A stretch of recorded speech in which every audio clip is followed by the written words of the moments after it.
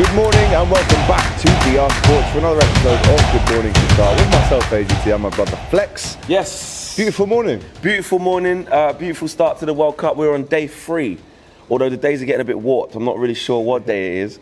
But loads of goals yesterday. Goal fest in obviously England was a big chunk of that. And I'm looking forward to today, man. Going to go and see Messi.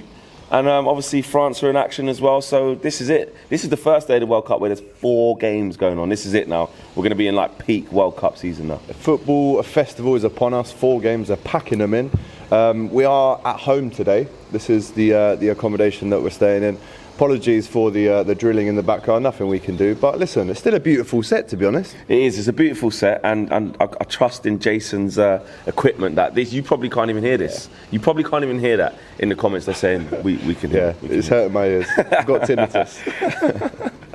Right, let's get into it then. 4 games, as you mentioned today. Argentina versus Saudi Arabia. The first one at 1 o'clock. This one at Lusail Iconic Stadium in Group C.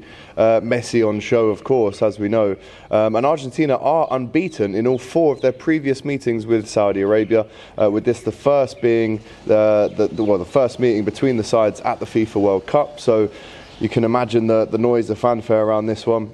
Argentina 2-time winners, of course, in 78 and 86. But Argentina are one of the 3 South American teams, Flex, to have lifted the World Cup alongside Brazil and Uruguay. And they've also made it past the first round in 12 of their last 13 World Cup appearances. Can you guess the year of the only exception?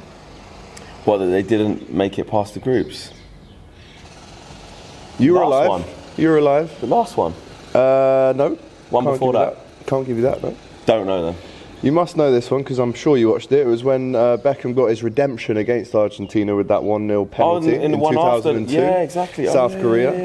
They didn't make it out of the groups then. Oh, that made them not, didn't it? Yeah. Yeah. And if you ask Mauricio Pochettino about that game, he'll tell you Michael Owen dived. Dived, yeah, for the But what a moment that was for David Beckham, because 4 years earlier he got sent off for kicking El Cholo, and it was an amazing story. I remember watching it myself. But for Saudi Arabia, 6th World Cup tournament. It's actually a lot more than I thought, with all due respect. These appearances have taken place in the last 8 editions of the competition, only failing to qualify in 2010 and 2014. That's good for Saudi Arabia, man. You don't associate them, particularly if you don't follow Saudi Arabian football and their national team, that they've been in many World Cups. It's not like a Qatar where it's their first appearance in it and stuff like that. For Argentina, though, it's like they're one of the favourites for this competition, and I think the first game for favourites is when everyone's watching. Everyone wants to see, is the hype real? I know there's a lot of players in that team that are unquestionably top players, obviously Messi, but and others. But I mean, just as a team, you know, Argentina have always had good players in their ranks, but never really managed to kind of, you know, hit it off. Whether it would be when they had Aguero, or whether it's Tevez in there, or Higuain, you know, Di Maria in his prime, you know, players like this, you know, Pablo Aimar, if you're going all the way back, you know. What a name. What a player he was. What a name, bro. They've always had the players, you know, but they've never usually managed to get it together as a team anyway, in my lifetime, in World Cups. So it's Messi as well, man. We've got to talk about it. Like I said, him and Ronaldo, this is their last World Cups. This is like the end of a whole footballing era. It's actually quite sad. And we're here witnessing that, and you guys even watching from home, everybody is witnessing the kind of last dance for these 2 individuals who have just been the forefront of this generation for the last, 15 years? Yeah, they've had maybe it a lot, 20. Really. Do you know what I mean? So, last 15 years. So, to see him, I'm really happy to go. I've seen him play before, but I've never seen him play for Argentina. And at a World Cup that is his last as well, I actually feel privileged to watch him later on this evening. Yeah, I'm actually watching Argentina, Mexico as well in a couple of days. I cannot wait for that. That's going to be insane. That is going to be something else, I tell you. How good have the South American fans here been? The best. When they're not even playing, they're just there. I would actually go as far as saying Hispanic fans, South American fans are the best fans in football. Because it's just pure I mean, these people don't come from much, so it's all, most of them that they have, you know, it's pure adulation, it's pure euphoria. Yeah. They're so passionate and patriotic in a good way. Yeah, you know? yeah, no, I agree. So Anytime I'm a massive fan of it. Massive shout out to Opta for supplying this stat for us. 36% of Saudi Arabia's goal at the World Cup have been scored from the penalty spot. So a third of all their goals. So Argentina, if you're watching, don't give away any penalties.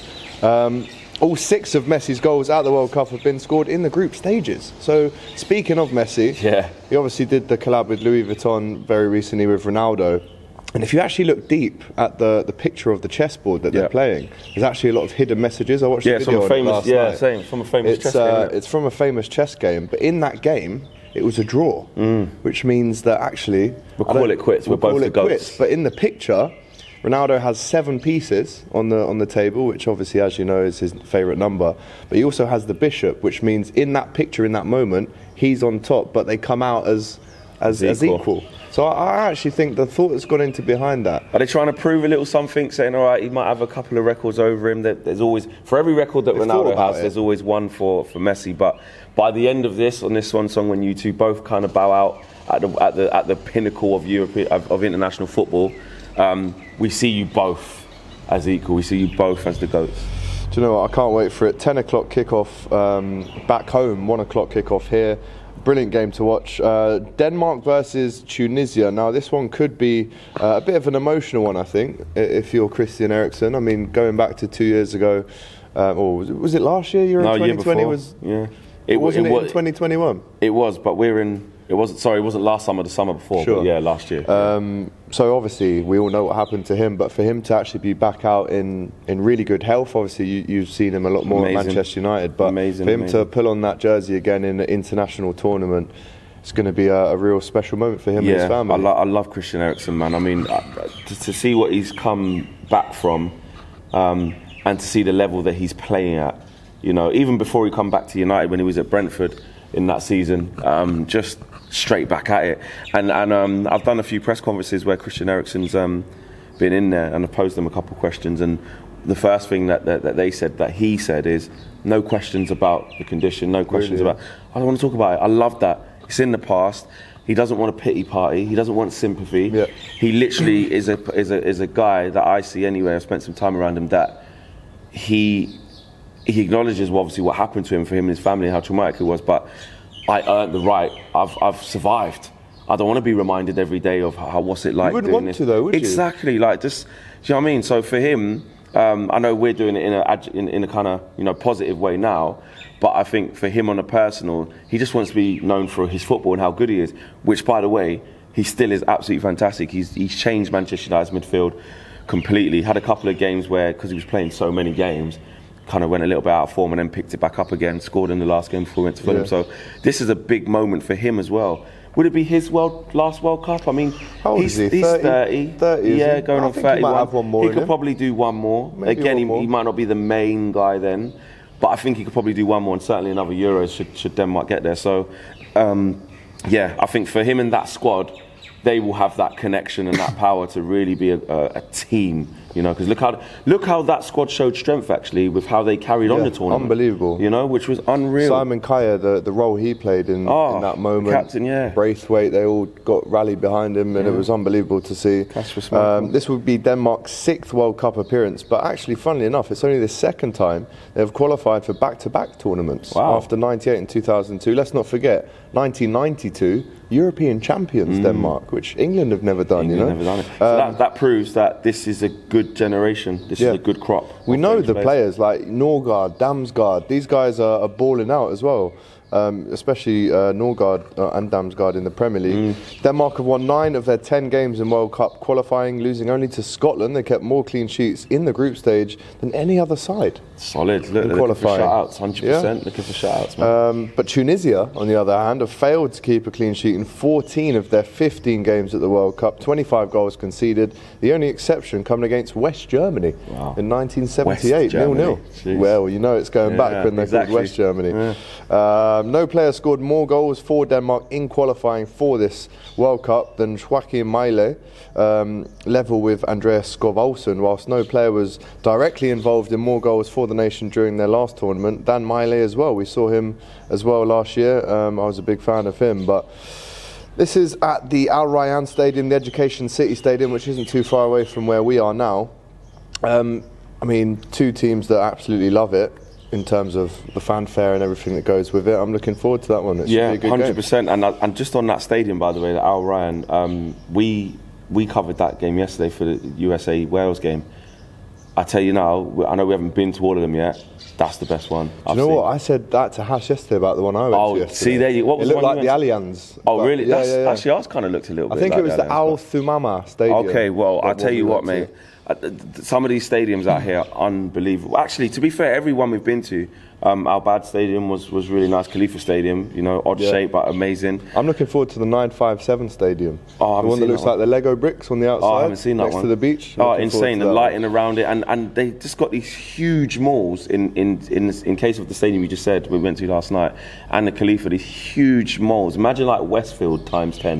That's the only way I can describe it. They love a mall out here. They love a mall, man, and it's good that like the facilities around the stadiums are like top notch. You see, like in England, you know, you've got some, you know, lots of residential places around. It might be old school and not much good infrastructure around the stadiums. Obviously, it's all being built for purpose. Yeah, I mean, look at Old Trafford, look at Anfield, for example. These are old historic stadiums, for sure.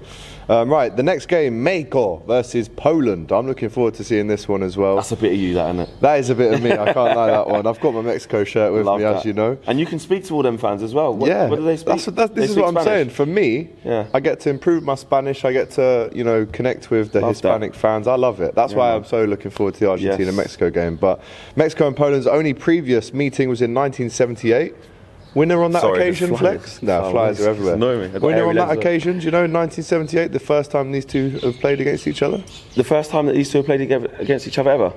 Or since? It was in the World Cup, but do you know, it was in 1978. Right. Do you know who won the game? I'm going to say it was a draw. 3-1 Poland. Oh, okay. 3-1 Poland. Mexico have progressed from their first round group in each of the last 8 World Cups, only failing to do so in 78. Indeed, the tricolor, that's what they're called, the tricolour, green, white and red, have won their opening group stage match in 5 of their last 6. So traditionally, they got off to a good start. Yeah, again, South American teams come with a lot of promise. They come with a lot of energy. They come with a lot of fans, a lot of vibes. But they also come with a lot of intensity, you know, versus the players. There's pressure on these players. Play, 100%, that play in Europe or against European teams. I just think it's something that you can just you can attribute to South American teams, is that they play hard. They come to play hard. They've got a lot of skill, they've got a lot of flair as well. But especially teams like, you know, Ecuador or Colombia or Mexico, I see those teams as hard-working, physical, strong. Exactly. Yeah. So yeah, and obviously with Poland, with Lewandowski, man. I mean, we spoke about, and everyone is speaking about Ronaldo and Messi. But in general, I remember us talking and saying there's actually a lot of players in this World Cup where it's going to be their last, and they're the last of the pinnacle of a generation. If you're talking about outside of Ronaldo and Messi, they don't come much better than Lewandowski, Benzema, who couldn't be here, you know, Mane, who couldn't be here, and players like this who are in their last kind of, you know, World Cups. And Lewandowski's been such an amazing player for club and country. He is arguably the best player outside of Messi and Ronaldo in terms of consistency, levels, what he's won. Obviously put Benzema in that as well, but if you're talking about like a top 5 of like players after that, oh, for sure, he's there. He's in there. Had a hand in 13 of the goals in the qualifying for this. 9 goals, 4 assists. In his previous World Cup appearance in 18, he's only played at 1 World Cup. He failed to find the net in 270 minutes of play. Couldn't score a goal. But you see what's interesting as well, and this is even taking it back to Messi. You know, you look at his goals scored in the knockouts. And it's like, I think, you know, Saka scored 2 goals now, and he's scored more than Rooney. Can you believe that? It's like you can't compare careers off these things, but it is interesting to hear what happens at the world stage, because it doesn't define someone's career, but it is when people are looking to the best players, the top players, to deliver in these moments. That's why you can't not play. Because also you get players who literally only turn up in tournaments. Do you know what I mean? And break records or get golden boots or get the most clean sheets or something. But then at club level, they've never really been renowned for doing much. Yeah, no, you're right. So it's weird. One of them is the Mexico goalkeeper, Guillermo Ochoa, who I'm sure you guys at home know for, I don't even know which club this guy plays for, but he turns up in every World Cup. How about this for a stat flex? This is unbelievable, right? Go on then. Poland, their last 5 goals at the FIFA World Cup have come from set pieces, right? So if you're a Mexico defender, you don't want to be giving away. The last 5 goals? Last 5 goals, 3 from corners, 2 from indirect free kicks. Guess how long it was since they scored their last goal from open play at the World Cup? I'm going to say, like, I don't know, that time when, like, the 70s, when you say they won. 20 years ago, 2002, Kyrgios against the USA. Okay, maybe not as long as I thought. 20 years, no open play goals. Insane. Can you believe it? That's insane. Unbelievable, man. Big up to Andres Guardado, who plays for Real Betis. He could play in a record-equaling 5th different edition of the World Cup. Coming into this year's tournament, only 3 players have played in 5 tournaments, including 2 Mexicans, Carvajal and Rafa Marquez. Do you remember him? Oh, Rafa Marquez with the long hair. And Lothar Matthäus as well played in 5. To play in 5 is, I mean, the longevity, that's 20 years. This is what I mean. I mean, again, players coming to the end of it. I was just thinking off the top of my head there, people like... Messi's 5th one. This one well. Thiago Silva at Brazil. Is this his 4th or his 5th? One of. Is Dani Alves in that squad? Dani Alves is in the squad. Jordi Alba, he's got to be in there. He's played in a few as well. Is Busquets in the squad? He must be. I'm pretty sure once you do 5, unless you are... You just can't. You're too old, you can't. It's just physically impossible, right? But what an achievement. Mexico versus Poland at Stadium 9-7-4 today. I'm really looking forward to that one. Let's talk about the final game today, which I am going to in the Al Janoub Stadium in Al Rakra. It's France versus Australia, the Socceroos. Socceroos, mate. France came out victorious in their only previous FIFA World Cup encounter with Australia, winning 2-1 in the opening fixture of 2018. So they've played each other fairly recently, and the match produced 2 penalties, both converted, and an own goal. Australia's only victory against France came in the 2001 FIFA Confederations Cup. They won 1-0 thanks to a Clayton Zane goal. There you go. Clayton. Australia have kept only 1 clean sheet in their 16 FIFA World Cup matches. That came how long ago? Guess. You and these stats, mate. Bro, they scored just feeding me. I love it. What? They scored 1 in what? So 1 clean sheet in the last 16 World Cup matches. As the Flyers trying to attack me. And when did that come? Guess. It's a while back. I'll give you that. It was a while back. Oh, is it? It was a while back. 1990. Ooh, 1974. I was close. Tim Cahill, the last Australian player to score from open play at the tournament, and that was a great goal against the Netherlands. You remember that one over the shoulder, left foot volley? Great finish. Cahill, mate, legend. Australian legend. Legend. Premier League legend. In his own little right. Yeah. I just like him. I hear that. He scored a great in the air. Liverpool, beast in the air. Great in the air, Tim. He loved to fight as well. Yeah, 100%. He loved the physicality of it. Yeah. This is Deschamps' 5th consecutive major tournament as France head coach. Some achievement as well. Yeah. Record for the nation now. Yes. So he's part of a group of 3 to win the World Cup, both as a player and a manager.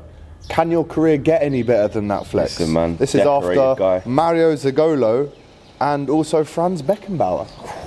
He's not honestly, in bad company, I'm loving these stats. Yeah, it's a great stats. Didier Deschamps, I think in the last World Cup, in the Euro, they're a bit pragmatic, France. I felt like he was holding them back a little bit, and when they went after teams and just let themselves go a little bit, that's when they started to really come into their own. But what was it? Switzerland put them out on penalties, didn't they? They did. Yeah.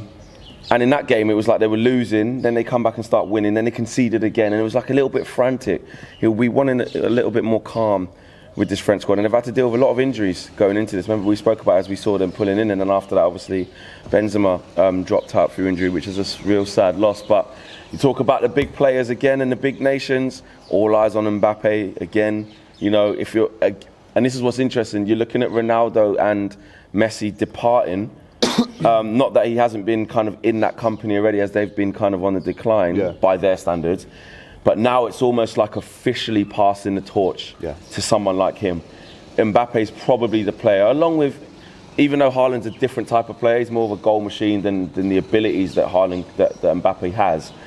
But, you know, people like that, like Mbappe, are going to be passed the torch. He's probably going to be the spearhead of this generation. And I think others are going to follow behind him. I think outside of those two, you know, Lewandowski's older now, Benzema's older now, Salah's older now, Mane older. All these other players who are very good, they're not going to have the longevity that he's going to have when he enters his prime. Because how old's Kylian Mbappe? Was he 23?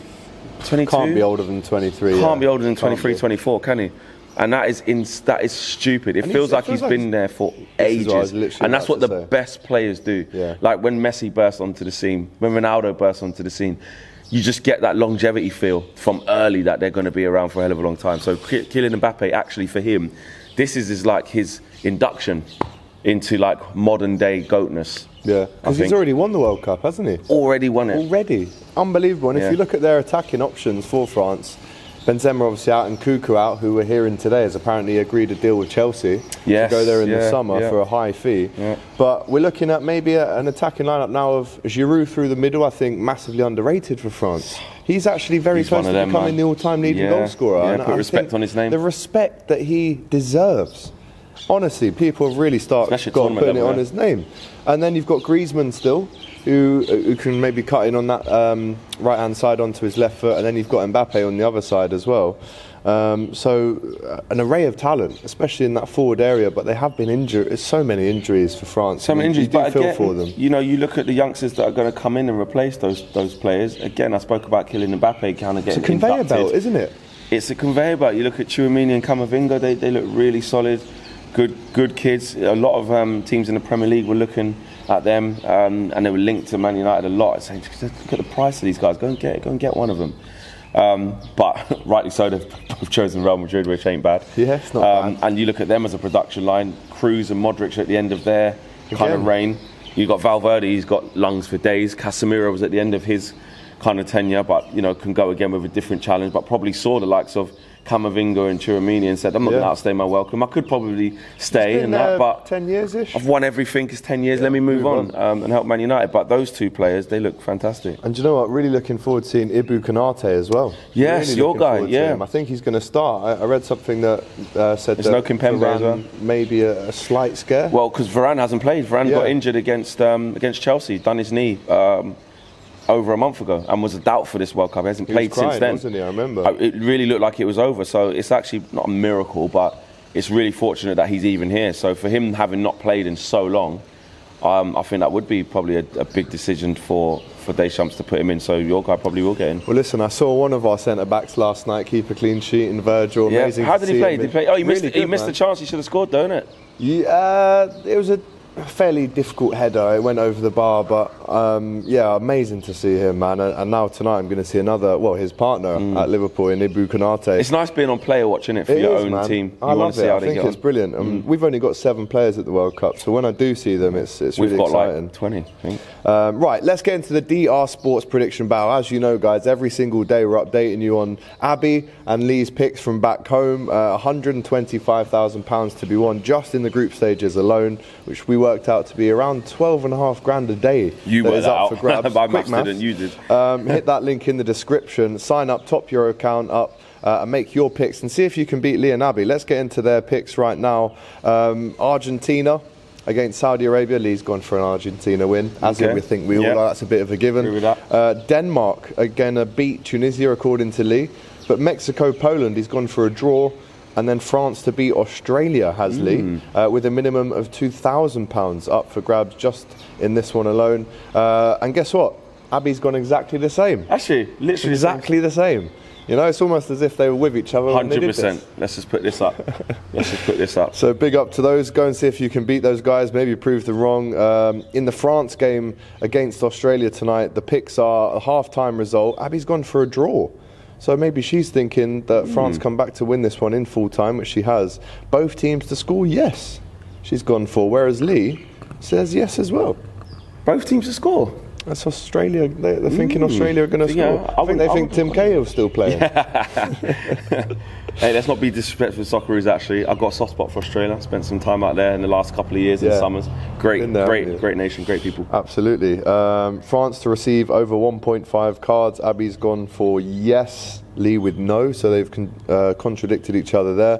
France to score in both halves. Yes, says Abby. Yes, says Lee. And Griezmann to score any time. No, says Lee. And no, says Abby. Oh, no respect on Griezmann like that.